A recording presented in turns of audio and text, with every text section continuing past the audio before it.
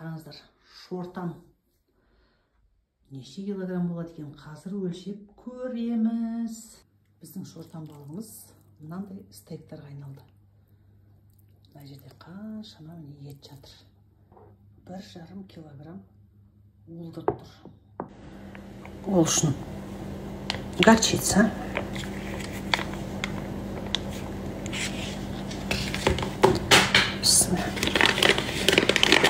шамалы қызыл бұрыш, бұл жерде ащы бұрыш, паприка, чеснок,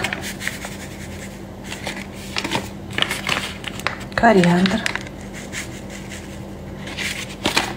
қара бұрыш және горчичный май. Осының бәрін жақсылап араластырып аламын. Мен бұл жерге тұз қосқан жоқпын, себебі балықты біз кеше тұздап қойдық шамалы.